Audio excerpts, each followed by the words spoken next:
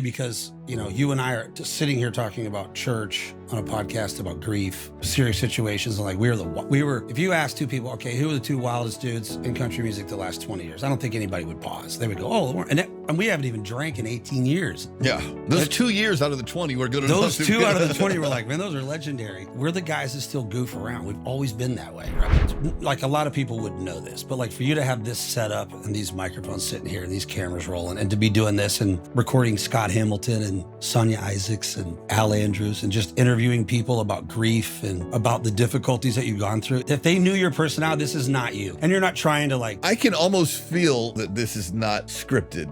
Like there's no grand plan. This is definitely adverse to my personality, yet one of the most obvious things I've ever had to do. Welcome to the Good Grief, Good God Show, part 1 of the season finale, hosted by Brad Warren of the Warren Brothers.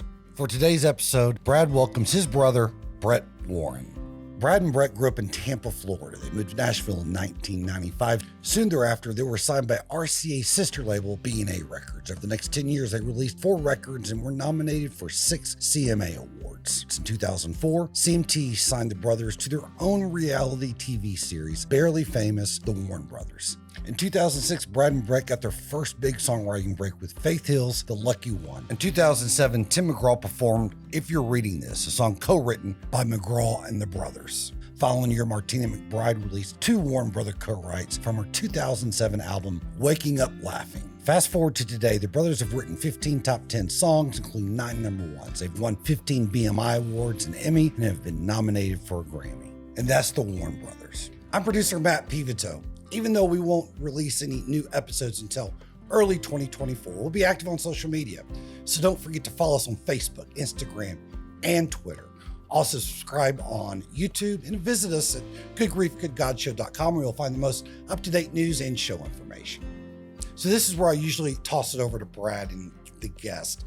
We're going to do something a little bit different. Brad has written a letter about his brother, and he asked me to read it during this introduction. What can I say about my brother? We've literally shared a 30-year career. He might be the best human being I know, and when the shit hits the fan, you most definitely want him on your team. We don't agree upon everything. That would make for a really boring conversation, but we have shared more of the same life experience than any other 2 people I know. It's crazy how much Brett and I feel the same thing at the same time so often. It's probably how we've written 2,500 songs together, or maybe it's the 2,500 songs that has made us so close. Either way, this was a unique experience for me, and I'm grateful for my brother for so many things it's difficult for me to express. For part 1 of the season finale, Brett and I had a cozy and at times funny conversation about music, faith, family, friends, and the podcast. For part 2 coming out on Tuesday, September 19, we waste no time diving into grief and the loss of Sage. Part 2 is extremely difficult in places, and you'll know what I'm referring to when you see it. With that said, Michelle and I promised each other when we started the show that we would be authentic with raw and honest conversation, no matter what. And this one is definitely raw and authentic, signed Brad. On the behalf of Brad's wife, Michelle, guest booker, and segment producer, Lisa Bolt, thank you for tuning in. The season finale of the Good Grief, Good God Show is brought to you in loving memory of Sage Warren and Brad and Brett's father, Harold Warren. The first 4 or 5 years, I don't remember anything about those years. I don't remember where we went to vacation or even if we went on one or what. I think we just... I would get like a little bit of low-grade anxiety just going to your house because there was 3 kids in diapers. Man, it was like make sure they didn't eat a quarter and make sure they all got fed and put into bed by 8 o'clock. I wrote down 2 really cool quotes we could talk about. Oh, good. That I just heard because I know you love quotes. They were asking me about the quotes. Was it a quote I had for you earlier? And I forgot it, but it's a good one. It's the best one You guys got, it's a pretty full setup here. It's real deal. Matt Pivito. We're kind of like the Dickerson Road version of Jordan Peterson and Joe Rogan. Oh, if only, right? Really is smart. If only. No one's watching us. That would right now, but it's a kind of a mix between that and like Kramer on Seinfeld when he got the set of the Mike Sullivan show. Hey, well, go scoot down. That's one of my favorite episodes. So Jerry, you live in New York. What's that like? Go to commercial and he stops and starts eating something. Cindy and Mom were here last week, but I wasn't, and they came in here and sat down and interviewed each other. And filmed it on their cell phones? They didn't film it. I mean, they just took a picture of it. Yeah, those cigars are like concrete by now. In fact, we're never getting new cigars. Those are going to stay. There's a little, it's like a see-through glass cigar box, and you buy a packet. It's like, it looks like it's like jelly, but it's moisture. Yeah, I have you those. just throw it in Those there. are my humidor. And it'll come back to life. You can That'll nail it. come back. Yeah, I don't love these. They're a little Maduro for me. Dark. I don't have tiny bit much of an idea about cigars. I like them all. Yeah, I like them all pretty good. I mean, Can you see my poison ivy on? that's what you get for doing your own yard work. Do you know Lauren Hungate? Yeah. So her dad lives in my neighborhood, and he thinks me and Brad are the only two songwriters besides her, and he thinks we wrote "Live Like You're Dying," everything. Well, don't tell him that we didn't. So I'm out weed eating my fence line, Yeah. and he's like, he pulls up, and he's like, hey, Lee Hungate. His name's not Hungate. That's her married name, but I called him Lee Hungate. Right. He's like, hey, Lee Hungate. I'm like, oh, hey, how are you doing? He looked super confused. He goes, why are you weed eating? And I was like, weeds are growing up. He goes, you do your own yard work? And I said, yeah. I said, I do it for exercise. He's like, oh. People think you're way richer than you So are, I told and they him don't know how much you love working in the yard. His daughter said he thinks that there's people feeding you grapes by the pool. Don't tell him any differently. I was like, hey, I don't have a really have a little more of the dad gene, like dad fixed everything himself. You kind of like you build a whole fence around your 4 acre. That's a lot. Like That's the only thing I've done. You do mow your own yard though, and like it's not that hard. Do you fix that mower? Like when the mower breaks down, what do you do? What do you have? There's a guy that comes around. He services it. Or I have a trailer. I put it up and take it to Dickerson Lawn Care. See, that's the thing. I'm like, I don't have a trailer. He did. He built the whole fence, which is pretty impressive. You know what was really the most impressive thing was pushing pay. When I had done the math in my head and ordered $9,800 worth of lumber to be dropped in my yard, I was like, well, it's on now. I better know what I'm doing. I was like, yeah. Once I pushed thing, I was like, all right, now the cheapo set in on me, and I was like, I'm building this fence. You could always hire Clay Quattlebaum to come do the lumber. It might have taken a minute, but you could have got. I started with the first section right up by where the gate opens. You know, it goes in the backyard. It was like a whole section. I looked at it and I was like, okay, this looks great.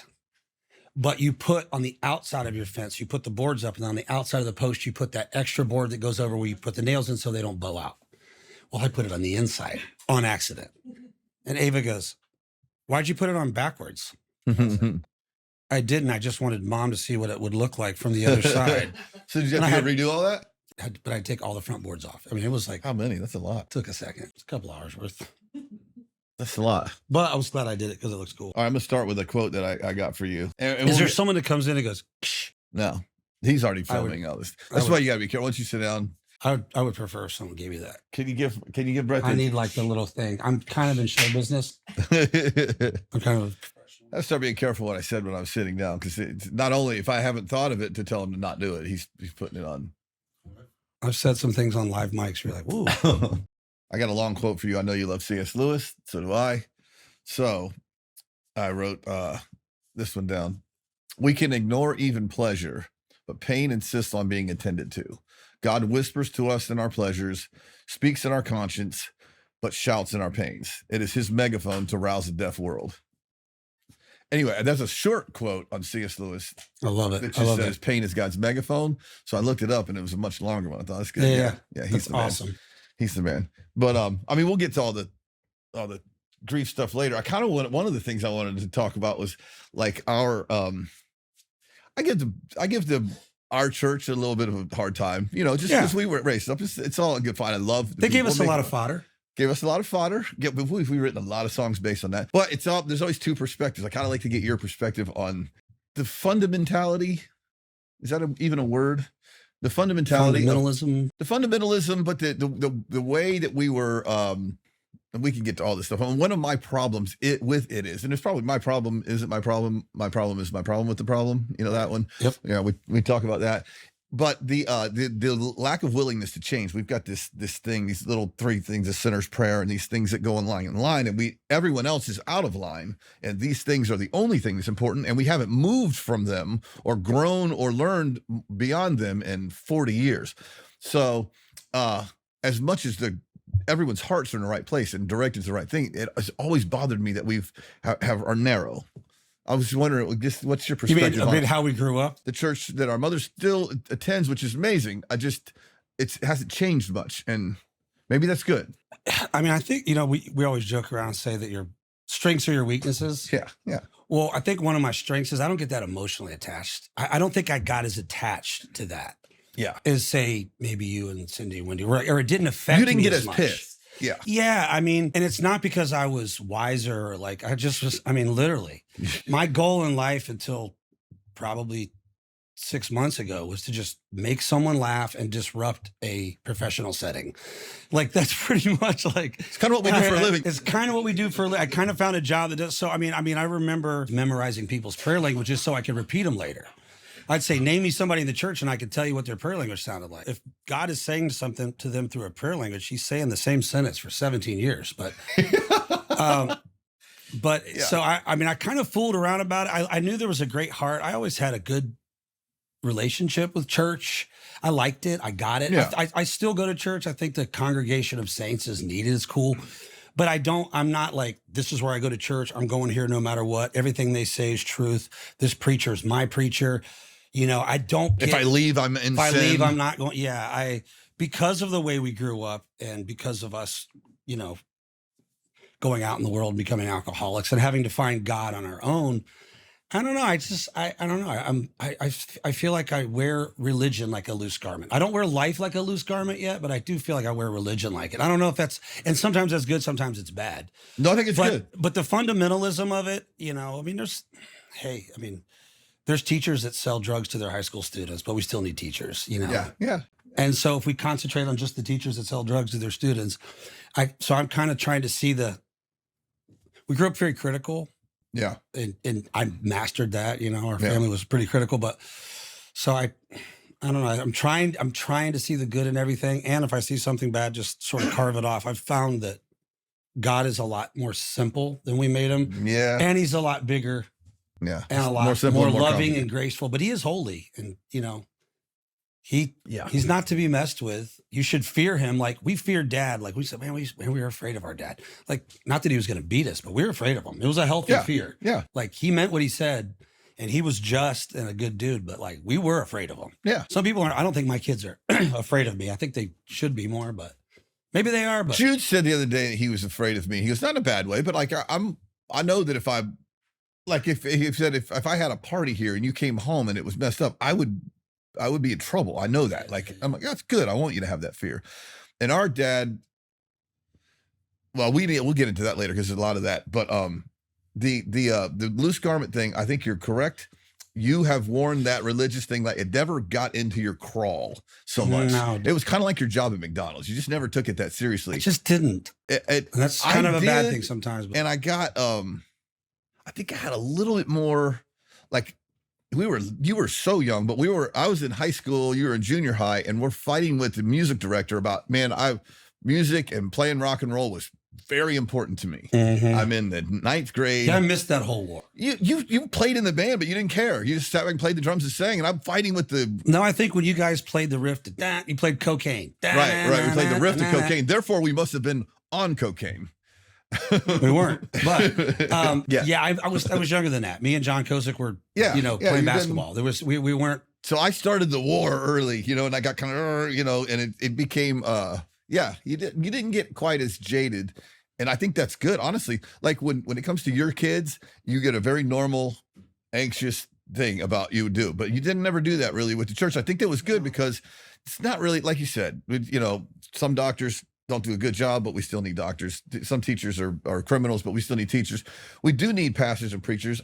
I kind of interested sometimes in what Jesus would think, what he does think. He does have an opinion on what the modern church is, but we'll find out sooner. I think we'd be We'll find really out surprised. sooner. It's funny because, you and I are just sitting here talking about church on a podcast about grief, serious situations. And like we were, if you ask two people, okay, who are the two wildest dudes in country music the last 20 years? I don't think anybody would pause. They would go, oh, and we haven't even drank in 18 years. Yeah. Those 2 years out of the 20 were good enough. Those 2 out of the 20 were like, man, those are legendary. We're the guys that still goof around. We've always been that way, right? And yet in my life, in the weirdest turn of events, like 10 of my closest friends are preachers. And I am not the guy I don't want to be a deacon. I don't want to be an elder. I don't want to preach. I don't want to sing in church. I played B3 organ in the church because they asked me because I think it's fun. And there's a guy in the choir that sings like the guy from Crash Test Dummy. So I crank his voice and the girl drummer, and I'm in my own headphones. Yeah. I'm like, me and God have a deal. I'm like, bed. God, you know I'm doing this just for fun. But I have these preachers in my life, and they all say the same thing. I've never left the clergy because of heathens. No one's ever left the clergy. Right. Yeah. So I don't know. I think it's a reason why the preachers like you too. I bring, I asked my preacher, hey man, have you ever had diarrhea and just like been in the middle of a sermon and like really been struggling to not have to go to the bathroom? I mean, I just asked them real quick, and they're like, they kind of break out of this. Oh, I don't have to be preacher guy. I can be myself in front of him. Yeah. And so, like you respect the office, but you don't have too much respect for the office. So you're not like having a special dinner for him because he's the pastor, and they know you love Jesus, but you're not full of shit. It's a real. You remember when we first got signed, and people would say like, "Oh, I'm not treating them different." They thought about it so much that they actually were going out of their way by saying that they're actually trying to not treat you differently. Right. Oh, people kiss their butt because they're on CMT, and then people are like, "Well, I'm not going to treat them different," and they treat it different. It doesn't affect me.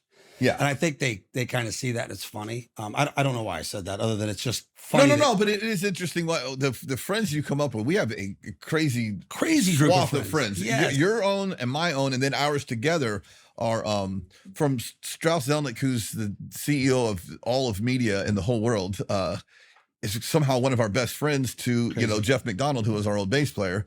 And jealous of Jeff, man. He's, who's in a way got the ultimate life that we love, because he's just very simple and loves God in his life. And we have a very interesting swath of friends, and I kind of give like Dad the credit for that.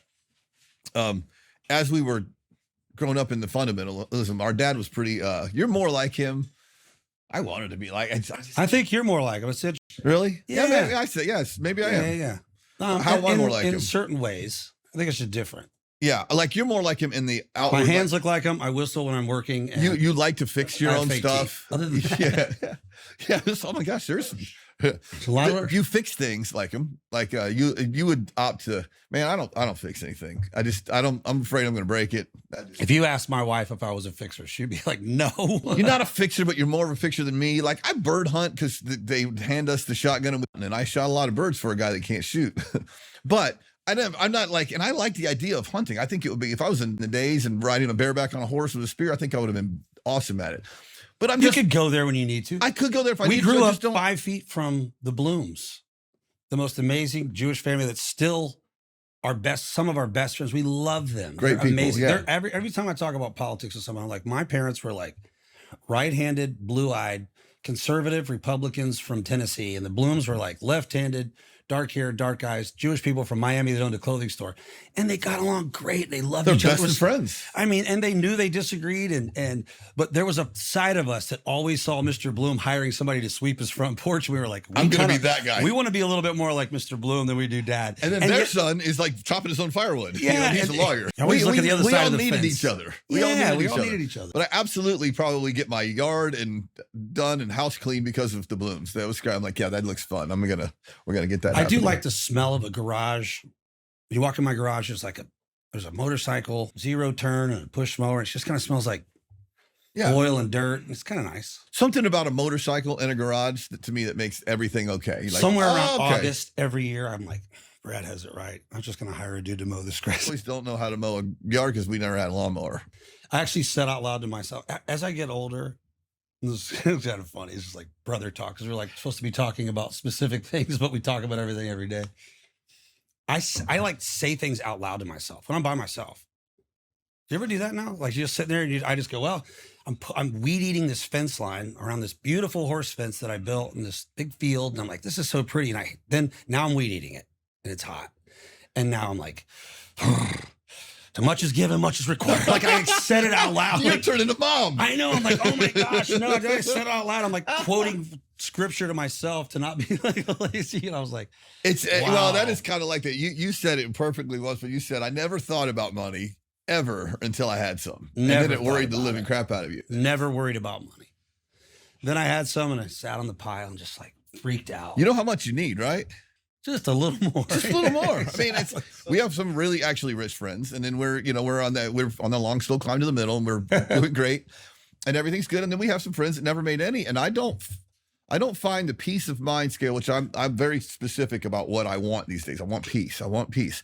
But I don't find the people that have more and necessarily have definitely don't have more peace than the people that have none.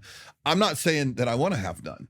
I'm just saying it isn't the Jim Carrey's quote about I wish everyone could be rich and famous so that they could see it wasn't the point. It's really great because we haven't been rich and famous, but we've been close enough to get a smell and go. But the point is, it's not that it's not great and the people aren't good. It's that they don't have it any easier than anyone else. We suffer from the human condition. So what you always say like what you want, and the hardest prayer in the world is thy will. Yeah. Like it really is the heart of it because it's really not your will. And that's scary. If you're really being honest, that's scary. I give you credit for that all the time. That's a good quote. But really and truly what we want is we want to have the feeling that the guy that doesn't have much because he doesn't have much to lose. Yeah. We want to have that loose garment, peaceful feeling, yet we still kind of want to have the stuff. So it's like, wait a second, I want to be comfortable and have all these things, but then they start to weigh me down. I want to feel like this guy, but I want to have the things that this guy has. Everybody kind of, so we have a common friend that people out there may or may not know, but the producer Jay Joyce is a great friend of ours. He's that rare, everybody wants to be Jay financially because he does not care about money, but he's rich. You know what I mean? And so you think about, now we knew him before he was as, you know, I mean, I think he probably doesn't even know what an impact he's had on us with being like, how do I want to spend my day? I want to make music that's great. I want to make music with people I think are great. We should probably give Jay a shout out. He's been very influential. Everyone wants to be, because he really doesn't care. Doesn't care what you think. Doesn't care about money. And he's loaded and everybody thinks he's the coolest guy in Nashville. But and if everybody's going left, he's like, it's crowded over there. Let's go right. Like sonically, whatever. Or if he's going right anyway and people start going left, he just keeps going right. I mean, whatever. Yeah, it's a very unique thing. It's Jay, and then we've mentioned people of our life. Viva. I remember you saying, gosh, I just want to be comfortable in my own skin, which I think you are. I think you've. Yeah, but more than. You don't want to have to go through what you have to go through to get the comfort in your own skin, but you definitely have become, for you, like a lot of people would know this, but like for you to have this set up and these microphones sitting here and these cameras rolling and to be doing this and recording Scott Hamilton and, you know, Sonia Isaacs and Al Andrews and just interviewing people about grief and about the difficulties that you've gone through is a big thing. If they knew your personality, this is not you. And you're not trying to like. I can almost feel that you could feel that this is not scripted. Like there's no grand plan. This is definitely adverse to my personality, yet one of the most obvious things I've ever had to do. But yeah. Intentional without a selfish goal. Yeah. Yeah. A loose garment comes at a greater cost for some people than others. You know, I wouldn't want this, but truth is, loss of what I've lost being what it is, I am a happier person in general, even now. Now I have more pain than I had before. I mean, I could pick a moment and go there. It's funny you asked me if I talked out loud. I talk to Sage like out loud when I'm working out. It's kind of strange and whatever. But I have found God. Literally found him. Not so much like I question everything. I'm gonna question everything. God is strong enough to handle my questions. He's cool. He's good with my questions. So I question everything, and I will. But more than like I've said it before, probably on here. But if you looked at me or my life from 30,000 feet, it wouldn't look that differently. I live in the same place. I'm married to the same person. I do the same thing for a living.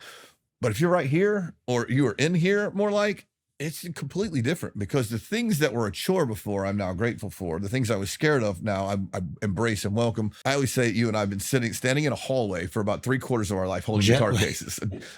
Any kind of hallway, a jetway, an elevator. I mean, we have been standing holding guitar cases for a lot of our life. It would be funny to see how many hours. It'd be like thousands of hours. Grateful for that now, aren't you? Well, here's the funny thing. I always said, how long are we going to have to do this? You know, just joking. Right. How long are we going to have to do this? And now I say, how long are we going to get to do this? I mean, I think we're better at it than we've ever been. It's more fun than it's ever been. I look forward. I'm never more comfortable than when we're sitting around that circle at the Bluebird. Not even when I'm asleep am I as comfortable as when we're sitting at that Bluebird. It's weird because that is the one spot where, and you know, life is a process. We're all growing. We've all grown. Like, well, there's so many subjects to jump on, but just the death of our father kind of changed our family, but the death of Sage like really changed us, like for the better. Not that it was good that it happened, right? But it was terrible. Which I'll read this quote that just it slays me, but I'll wait in a second and read it to you. But so it's like this terrible thing that happens, but we all get better. But we're still human. We're still in the process. Until we get to heaven, we're still going to be human. I might be 90 years old, laying on my deathbed, worried about what my great grandson's going to do for a living. I mean, that unfortunately, that's kind of part of the cross that our family bears. A lot of people probably bear it, but I just think we've gotten better at it. And when I'm sitting on stage, it could be like anxiety. We went and when we played on Death Row. Like I just had a day that was a little, some days are more anxious than others for no reason. I mean, if you knew the reason, you might be able to deal with it better. And then you walk to the first gate of security in the prison, and you walk to the second, now you're on the inside, then you go through another gate, then you go into the death row section. And I got to tell you, I was thinking, man, it's going to take a lot for me to get out here. I'm kind of claustrophobic anyway. The ceilings got lower, everything's concrete. We walked in, just like I saw the microphones and the chairs, set my guitar up, and it kind of went down a little bit. And the second we picked up the guitars and started playing, you could have set up a cot and I could have slept in there. It just goes away. And I think that's a lot of muscle memory, a lot of years of comfortable place where hey, we've mastered that. Not mastered, because there's guys that are way better singers, performers, players. But when we're in that moment, it's like, nah, we're pretty comfortable what we can do. Even if you don't like what you're hearing, we've mastered. We like what we're playing. Right. We've mastered what we're doing. So it's funny how it lines up. Your perspective is different because the gigging, we went from always wanting to play live and be rock stars. And then we wrote hit songs. It was great. And then our friend Mike Severson started a company called Songwriter City. And he starts calling us to do gigs like 4 or 5 years ago. We're doing a few gigs, whatever. And as God knows what he's doing if we just take our hands off the wheel, because as we've started to just change things in our life and have different schedules and calendars, all of a sudden this work has come in Songwriter City, and we play these shows all the time. And I never am in the middle of that thing without going, this is great. I'm on a roller coaster, or I'm driving a motorcycle. It's that fun to me. And we get to play, and I don't really care what actually, it's fun to play for a group of lawyers, which we found too. It's crazy. Smaller the crowd, bigger the paycheck, or whatever it is. Not playing a show, getting paid for it, having people know your songs, like what you're doing, and you never worry, how many tickets did we sell? Is the radio station playing us? It's like, really, God's blessed us with the best of all the worlds. Totally. Like, I wouldn't change it for anyone. Have a friend in Florida. Great. I went to a Rays game with Dave Walker the other night. And he was telling me about putting a show on here. And I said, Dave, I got to be honest.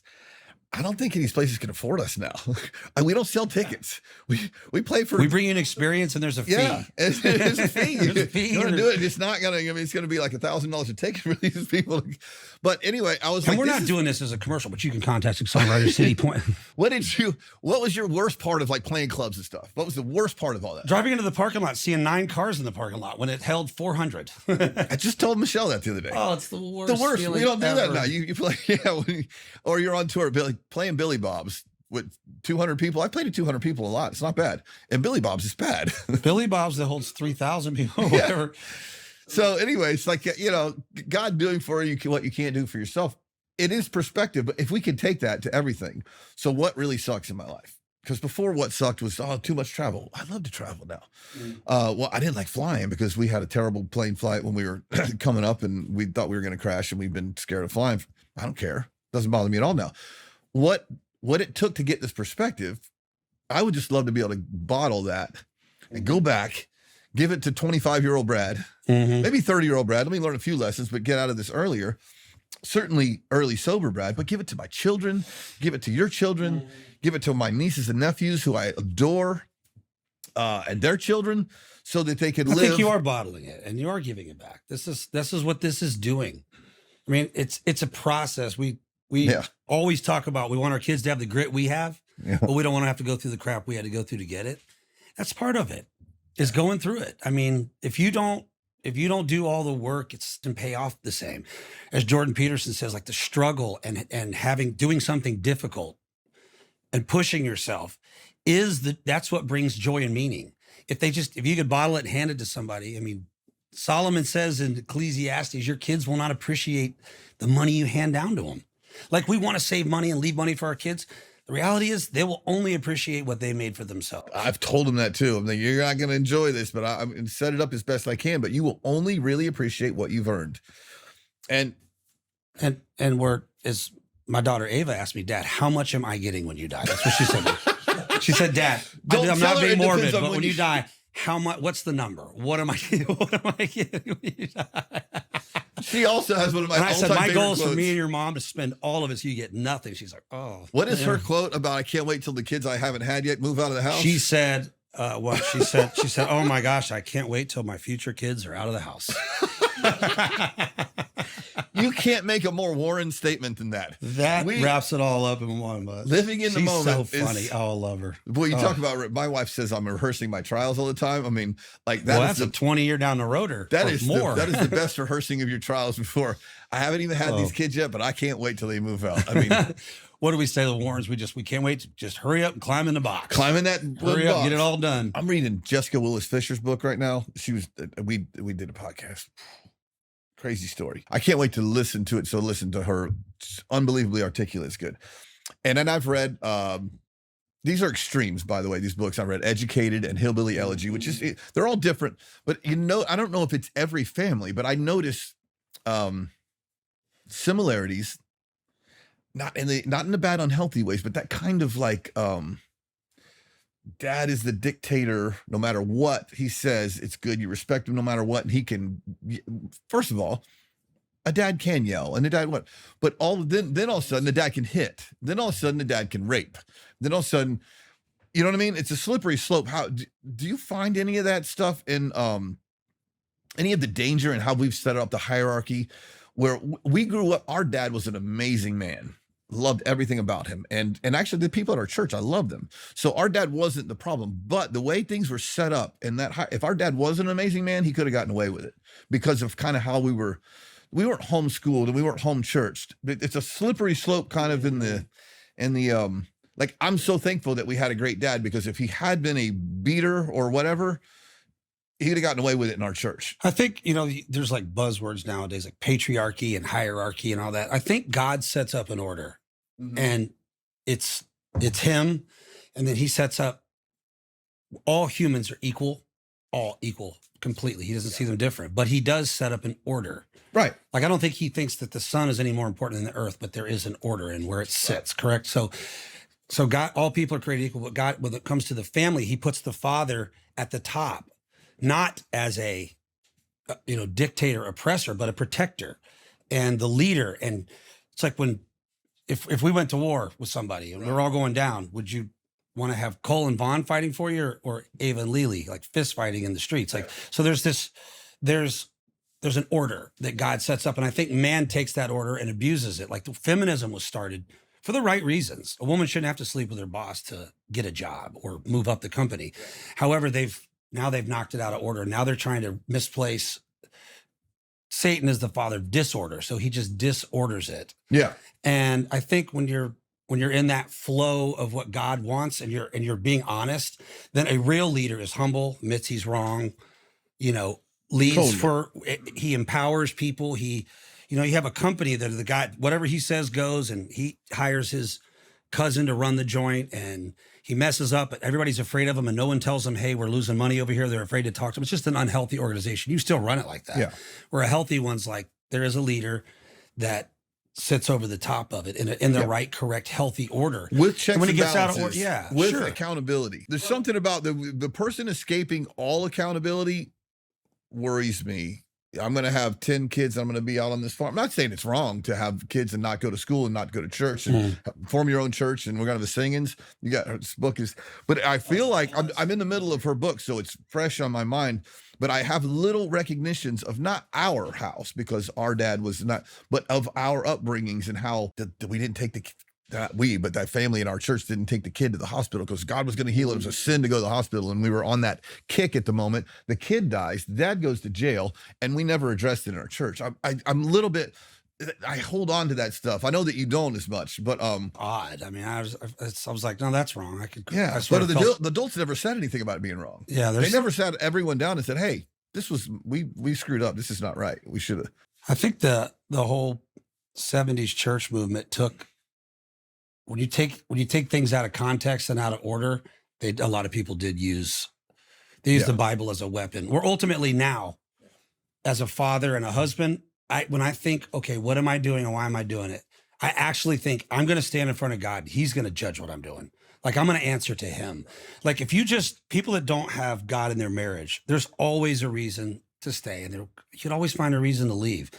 But I tell my kids, you marry somebody that loves God and loves you and is committed to the marriage, like no matter what happens, that you're going to, because you both answer to God for it. Like, it's like, no, I'm gonna have to answer to God for making this work, because there's always a reason to kind of leave, and they lose that early stage of butterflies and gooey feelings in the honeymoon phase, and then all of a sudden it's like, well, I'm not in love anymore, so they go find somebody new and get that little phase again. Then it goes away too. Yeah, it's more important for them to love God than for them to love you, because love grows. Like, my wife will stay with me because she knows she's going to answer to God for it, and I stay with her for the same reason, because we've both had reasons and thoughts to, like, you could go do it. And I don't understand how people make it without that, but some people do. I can't imagine. Very rare. And honestly, I think you fall more in love as time. I definitely love my wife in a way I wasn't capable of early, so it's much deeper and stronger. But yeah, if you didn't base it around God, it would have been gone. What is the long time ago? Because it's something to be celebrated. What is the percentage of people that get divorced that lose their children? It's pretty high, isn't it? I think it's like 80% is, I just talked to somebody about it, then they had looked at, but it's like 80% of people, 85%. So what do you think that your secret, but that's a great question. That's a pretty high percentage. I was talking and for you and Michelle to be closer and to do what you've done with your loss and grief, and to do this, like, that's a pretty big deal. Well, I think one thing, we just talked about it. I mean, God is definitely, because the moment, and we'll get to that at some point, but the very moment that this happened, that I know, I felt Sage with our dad. Now, I don't know, wishful thinking. I mean, you can call that what you want, but I felt that peace. Therefore, I got some, blessed are they that mourn, because they'll be comforted, insinuating that maybe, if you, like Al Andrews always says, if you don't mourn, you may not be comforted. You need to mourn to be comforted. That comfort that entered right away, I knew it was God. Therefore, I've not been mad at God this whole time. That is something that is paramount in taking and doing this. But we had struggled. Michelle and I had struggled. Well, she went through my alcoholism with me, so today she has 18 years experience. At the time, she had 15 years experience of dealing with that. We had some years of dealing with Sage's struggles, and we had become a united front, because when that's going on with your child, your firstborn child, and you know his heart and it's sweet, and you see behavior that doesn't follow how you've raised and isn't like his brothers, and it's just, what do we do? It is very easy to start blaming. You did this and you did that. I mean, hey, I'm the alcoholic. It's bound to be my genetics, whatever. And she didn't do that to me, and I didn't do that to her. And it's not like we always saw eye to eye on everything, but we were a united front dealing with Sage during the problem. And I really believe that prepared us for what we were going to go through. I think God was preparing us to go through the addiction with him and become a united front and not a blame thing. And then when it happened, it was much easier to maintain a united front, because we had already been experiencing this together. And then there are little moments, like at his funeral, when we were going to decide on the fly whether I spoke. And I've told this before on here. I just walked in and I saw his picture looking right at my eyes. I'm like, nope, I'm speaking. And I told Father Joe, like, I pointed to myself, I'm going to do that. That moment of, like, it's kind of on one of my first obedient. You don't want to stand up and cry in front of everybody and tell them, read your story. But I knew that moment was a paramount, was something. And then, like, starting the dad's group, the night of music that we had in this room, little things, just kind of like, I felt God's blessing on us as people. And we've been, we're far from perfect. You would know, but, we have just run straight into the chaos, and it has given us much peace. The other people, like, we both have recovery stories, and being with people that suffer from the same thing you do is unbelievably healing. Well, that's why we find people that we like, because we have the same character flaws, and we can either enhance. Here's what's funny: we used to find people, drunks and drug addicts, because we could drink and party with them. And now we find drunks and drug addicts because we can get sober with them. But still, a lot of our friends are people in recovery, because we suffer from the same thing. I like to hang out with those people before, but now I'm with them for a different reason and a different time in their lives, because I don't want to be drunk and drug addict. And so I feel like that's kind of a long answer to a short question, but a lot of things led to us being able to cope with this, at least what we felt like was the right way. And man, like doing this podcast, that's a yes. Like that's God. Well, and my wife going, I'm like, I'm not doing a podcast on grief. Are you kidding me? No. It's why let's make everyone uncomfortable for a couple hours every couple times a month. It's funny because everybody I talk to, that as soon as this stuff started rolling, random people come up to me and be like, man, I saw your brother's podcast. It was awesome. They all watch it and they all love it. And there's a buddy of mine, he's like 65 years old. He's like, man, I grew up Christian. My mom gave our last pennies to the televangelist. So I kind of had the Heisman on God, but I've kind of pulled him in closer because it's like, I mean, it's working. You don't realize who it's touching, but they do all say like, they say it like it's a lot. Like to walk into the fire and talk about hard times, grief, and to hear Casey Beathard's story. I mean, that is the worst fear of a parent. And then it comes true to that person and you listen to them walk through it and talk about it. But I think those are the people that find peace, which I'll read this quote to you. It's lamenting is to express your deep grief about something. You're expressing it. Mm-hmm. That's lamenting. Not just I have grief. There is grief, but I'm expressing the grief is lamenting, which is what this is. I mean, you talk, like you say, you go into the fire, you, Michelle, walk into it, you talk, you start a dad's group. So lamenting keeps us engaged. This is the quote's in the middle, but I had to put, I don't even know who this lady is, but I've heard this. Lamenting keeps us engaged with God. When we lament, we invite God into our pain so that we can know his comfort. And this is the quote. Our faith is not a facade we erect to convince ourselves and others that pain doesn't hurt. Rather, it's an oak tree that can withstand the storms of doubt and pain in our lives and grow stronger through them. Because you hear people say, oh, yeah, well, the guy that went to death row, of course he got saved. He was doing that to get out. Or, yeah, of course they're doing that. They lost a child, or they went through something difficult. That's why they found their faith. And to see it firsthand, where it's like, no, you don't understand. You don't understand the peace that passes understanding. It's not the peace of everything's good. It's the peace that even when it's not good, I'm okay. Yeah. That's the peace that passes understanding.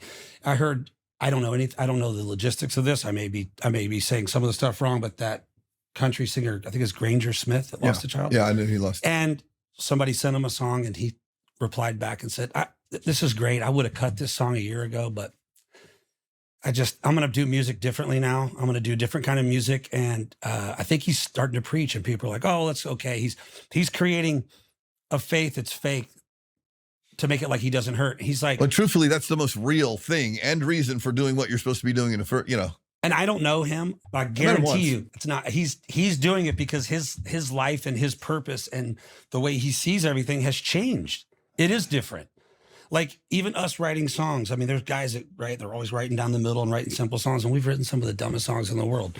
But when we go into right now, we're trying to write the greatest song ever. We're trying to write The House That Built Me. We're trying to make a difference.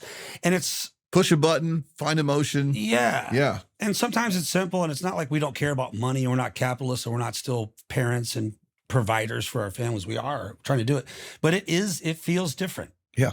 It feels, so when I heard that about him, I was like, good for him. I know what people are going to say what they want. He's not really going to care. No, it's funny too, because everyone hates the sound of their speaking voice. And so I'm doing a podcast and I'm starting to watch and I'm like, all right, just get over that.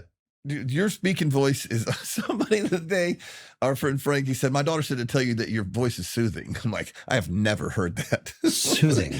And I don't even know if it's the best thing or the worst thing. And you went with me and talked to the funeral directors convention. I'm like, that sounds like a real party. And it was the group of the sweetest people that you've ever been around. Imagine what you miss if you don't do that. I didn't know that about Granger Smith, but I think it's amazing. And I can slip back into caring. Oh, yeah. Flesh we're still there. But on a general regular day, and I have the same stupid fears, financial insecurity. You got to make sure I keep them working and like worried. The truth is I just need to do the work and not do the worry because it doesn't do anything. But on a day when I'm leveled and centered the right way, I don't care. I don't care what anyone thinks. I stop trying to be cool. I don't, it just doesn't matter to me. And, that is a When you're on this side of trying to be cool, when you look back at it, like, what do you think people like? Because when you're in your own mind, all right, I'm gonna try to be cool. What's the saying? You wouldn't think so much about right. what people thought about you if you realize how little they did. Right. Yeah. When you see someone trying to be cool now, because I did it for so long, and you're looking in the car mirror, whether you're, by the way, it doesn't mean that you want your presentation to be, you're dirty and I quit showering, although it could mean that. I mean, I didn't shower this morning. I woke up, my hair was kind of messed up, and I put a little water in it. I felt like dad. When Michelle, I looked at my hair and I thought, does it look good? I was like, I don't care. I'm 52 and I still have some people hair work left really hard on that haircut. You shouldn't have said you didn't shower. It looks like you really worked hard on that. I haven't showered. I just put some water from the sink and slicked it back a little. But just for a second, I thought, all right, does this look right? And I'm like, wear what you always wear. Slick your old gray hair back and just go in there. But yeah, for a second, you start to care. My friend Dylan Altman said, why do you wear a baseball hat in your podcasting? Because I don't want to do my hair every time. It's not about that. We're not fixing my hair. Plus, it's a good look, because when you have a subject that's about grief and you have this rock and roll guitar player with tattoos down his arm with a hat on backwards and a goatee and long hair, you're not going to get a sermon. Yeah, it's just, I don't know. There's something about you. A, that's who you are, and B, it is kind of cool that people. It's a specific look. Yeah, I don't have a look. If what was the time we were sitting in a Mexican restaurant and the guy comes up and he goes, "Hey man, Warren Brothers, good to see you, Brad." And he's like shaking your hand. He's like, "How's your brother doing?" You go, "I don't know. He's right there." Ask him. No one even knows who I am anymore. I look like 90 different dudes. I'm like half Tim Lauer, half John Randall. And not as talented as either one of them. No, that's a great look. And if you could take half talent of either one of those guys, you'd be good. That's amazing. I know if I wore black glasses one day and somebody comes, "Hey, Tim Lauer look," and then I got these frosted, like, "Oh, John Randall." You're like, damn, I was late on both of those. I mean, I just bought these from, just to put a little bit of vibe on me, to make it like, I just want the world to know I'm not a banker. Right. No. And then this guy from my church came up and he said, "Hey, I like your Jeffrey Dahmer glasses." And I was like, those are yellow. That's not fair. And I was like, well, this is not the look I was going for, but thank you. I'll take it. That means people are noticing you. It's kind of funny about that. God can use a jackass. It's interesting because I'm not defending it. I'm not defending it. I'm just doing to try to be super authentic when I do this. But I've had more than one person. I wouldn't say tons of people, but I've had quite a few people mention to me specifically on a text, man, our friend Chris Stevens is the one I was give you. He said, "Man, the mild profanity is a must. It really helps me get through that." And I'm like, "Why?" And he goes, "It just takes the BS layer off that. There's no." He said, "When you put that plastic, well, maybe he didn't say this part, but that the plastic sheen of the TV preacher, which by the way, I watch him every Sunday when I'm working. I enjoy. There's some good preachers, but when you put that up, some people, and when you lead with the scripture verse, the chapter and verse, well, it says that you've just lost some people, and the fact that I can't do that is going to help somebody. There's something cellular with people that grew up Christians that are our age, between 40, 60. If you didn't grow up like we did, you don't understand it. My wife doesn't even fully understand it. Right. She grew up Catholic and they went to church occasionally. They, Christmas, Easter, that kind of thing. But I mean, when you grew up in a fundamental, like religious Western church, which in my opinion, and I go to one, isn't what I don't think Jesus meant when he meant the church. But I do believe in the congregation of saints. However, there's something with that swath of people in cussing. Like if there's a guy that said this great saying once, and he got up and he said, "If you don't believe any of that's bullshit."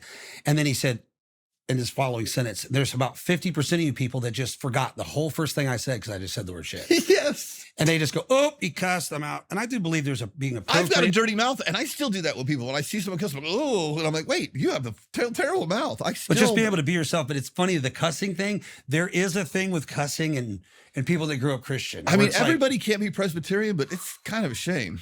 It's kind of a shame. If I grew up where you could say, "I don't know what the hell that means," and have a little bit of whiskey, I might not have to sit in the plastic chairs on Tuesday. But it's funny because I go to a Bible study on Friday with 12 dudes, and they're just real. There's a lot of people say "I think," and that we get into the "I think." Great guys. So what do you I know think? a lot of them. Yeah, they're awesome, but we're just real. We read the Bible. We talk about real stuff, man stuff, and somebody can say, "I don't know what the hell that means," when we're referring to the Bible, and no one's trying to be crass. There's no women. There's no little children. But it's funny. There's some people that are like, "Do they cuss in the podcast?" Okay, I'll watch it then. Which is bizarre. By the way, we're going to have interesting that he would say that, but I think it's a tell that you're going to be real. Yeah, because it's not about that, and it's not about being crass, and it's not about offending someone. And there are definitely times in my life where I was probably trying to offend somebody and just rebel without a clue, for sure, and do that. And that is not the case. But there is residual personality that bleeds over into your new life when you're. I think this soul, your soul, are going to be the same soul in heaven. So this journey that we're taking, it does matter. It matters what we do. The decisions will have some kind of effect. But I think very, very little of what keeps us in and out of heaven is accurate that we have been spewing for all these years. When the preacher says, I know really good people that are going to hell, I'm like, oh, don't say that, man. Stop early. Stop short of that. Don't. I like to always say to people, because people have different opinions about, I'm religious people I'm talking about right now, but Glenn Beck always says on his program, do your own homework. Like, do your own homework. Like, literally do the work. Like, pick up the Bible, read what it actually says. Go listen to people talk. Use your own filter. Look up what a word means. Look up how many times it's been translated. Like, do your own homework. And when you find out that Christianity is about following the teachings of Christ, which means it's pretty simple. We were born, people were born good and the world's trained them to be bad. It's like, no, I've done my homework. I've had 4 kids. At 2, they had chocolate over their face. Did you eat the cake? No. They lie immediately. They bite their sister. I just told them that yesterday. You don't have to teach them how to lie. No. You don't have to teach them how to lie, steal, be sneaky, hide, whatever. It's like, we're born sinners. And once you realize that you're a sinner and there's nothing you can do to get forgiveness, and you repent, and there's somebody that paid the price for you, and you accept that. And then there's justification and sanctification. And I've done my homework. Justification means, okay, I know I'm a sinner. I need help, right? Like when you said I'm an alcoholic the first time. Hey, I struggle with alcohol. I'm afraid. First time I said I was afraid out loud. When I accepted that I was a sinner and that I needed God, I needed him. Like I knew it. That was justification. And then over the years, I'm being sanctified. And it's a process, sometimes quickly, sometimes slowly. So we try to make it more confusing than all that. And hey, don't cuss and don't drink or do drugs. Well, those are pretty good things. Those are good things. But if your heart's not, I know I'm a sinner, and when I drive the boat, I drive it in the ditch. So if I don't do those 3 things, I can still kind of sneaky be greedy. I can be manipulative. I can lie. I can, look at porn. There's all these little things no one knows about, all the things that are outward. Like I'm not drunk, I don't do drugs, and I don't cuss. Yeah. So I'm a good Christian. Kind of good face. Yeah. I remember Cole came to me once and said, hey, my, friend's mom said I wasn't a good enough Christian. And right during that moment, I remember sitting down and saying, man, you're never going to be a good enough Christian. That's when my profanity comes out and I say, you're not good enough. Yeah. On your best day, you're a filthy rag. So it's like when you wrap your head around that somebody's done for you what you can't do for yourself. Yeah. And then you live in that humility and do your own homework, you'll figure out all the details. I can take someone saying that someone's not a good enough guy if they've whatever, but when we start judging the level of each person's Christianity, so we could get it down. Scott Hamilton said it when I talked to him a few weeks ago. He's fascinating. What an awesome guy. Unbelievable. I love him. But it broke down. Love your enemies. Love your enemies. Like not who can't love your friends and your brothers, whatever. Love your enemies. Like, man, everything I believe politically makes it hard to love your enemies. Everything the person I don't agree with. But like you said, to start this thing, when our parents and our neighbors who had completely different political beliefs really loved each other and were great friends, and it never got in the way. Still are. The ones that are still alive are great friends. Never got in the way of their friendship, and they could have a little disagreement and do it. And somehow, probably because of technology and what's going on. Well, this country's made politics their religion. Yeah. It has. Yeah, we've all decided that whatever. If they knew who was pulling the string, there's 2 parties only. Yeah. Really? And they're both. I don't agree politically on every issue with my wife, much less my brother or my sister-in-law or my next door neighbor. Yeah. So they isolate to get you to fight about things and raise money. And it's like, we've concentrated. Well, if we could get Donald Trump in office, then Jesus will be back in control. And God will love us again. And then if we can get rid of Nancy Pelosi, then the world will be better. And it's like, I could control me and Jesus's commandments to love one another and to love your enemies. And you know what? I'm still working on that. Oh, When I'm really honest, I got mad at my kids last night because I told them to clean their rooms. They didn't. They graduated from high school. And I yelled at them like, I shouldn't have to tell you to do this. And I kind of lost my cool and just just yelled a little bit more than I should have. And I'm just thinking, I was thinking to myself, all right, that's me being fearful that somehow they're not going to grow up and clean their rooms. I don't know what the fear is, but I've got enough to work on my own self. So when I do my own homework and I look at my own self, to quote the Bible, we were talking about Christians and the modern Western world, but it says, if my people called by my name humble themselves and pray and turn from their wicked ways, then I'll heal their land. Yeah. Not if I get rid of. I got to quit fixing everybody else. I'm not going to fix the politician. He specifically says, hey, you that say you're Christians, turn from your wicked ways, and then I'll heal your land. Yeah. So if our land's not being healed, they don't read that a lot. It's on us. So I can only control me, and I try to control other things. I didn't think I was a control freak, but no. I can try to control too much and subtly do it. And, I have some good qualities. I'm very giving and loving, and I support my kids, but I have to back off. You had the greatest quote. I don't know how it starts, but there's a rope bridge between two mountains. I have faith that rope bridge will hold. Trust is walking your own butt across. Yeah. There's a rickety bridge between. And when I'm being really honest, I have trouble trusting. So I got enough to work on myself. So when I start to get bogged down, refer back to your C.S. Lewis quote. He says in Mere Christianity, when you start to get bogged down in religion and theology and you stop loving each other, throw it all out and go love your enemy. Yeah. By the way, the information is good. We grew up sponging the information. The information is good. But we have become, it says in the Bible not to worship the Bible. Like God is God. We can worship the text, or we can love your enemies. Mm-hmm. Like pick the hard ones. We all pick. I do too. I picked the God using a jackass because I want to cuss. You know what I mean? I just did it. I didn't cuss. I just did it. Like just now. Just now. But we pick what we want to pick, and we learn a lot about that, and we hammer on that. We expound. Love your enemies. Because I can't think of a harder one to go, let me find the person I disagree with the least, and let me love them. Super difficult. But then doing your own homework, and that is, I tell my kids, sometimes loving somebody is creating a boundary for them. Sometimes loving somebody is telling your 3-year-old, sorry, you can't stay up and have a Mountain Dew at 11 o'clock at night. Or you can't go out and play in the road. Or you know what? That's a path that's not going to end up well for you. Hey, love them. Let them do what they want. So then now you're into the wisdom part. Now you're into when the parent said to Cole, you're not a good enough Christian.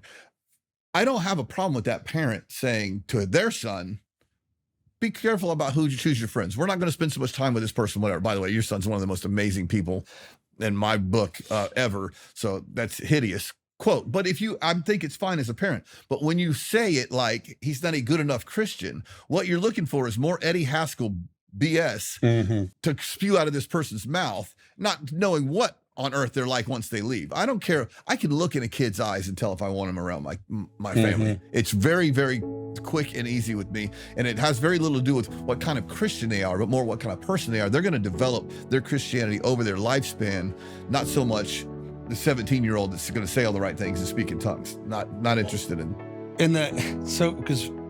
Because I've always heard, we went to Christian school for 4th grade through 12th grade, church on Sunday morning, Sunday night, Wednesday night, Saturday, youth group, all that.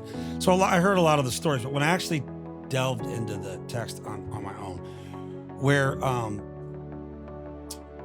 just had it in my head and I lost it. Oh, good, because Matt wants us to take a break. Yeah, crap, I got to remember. Well, remember it, yeah.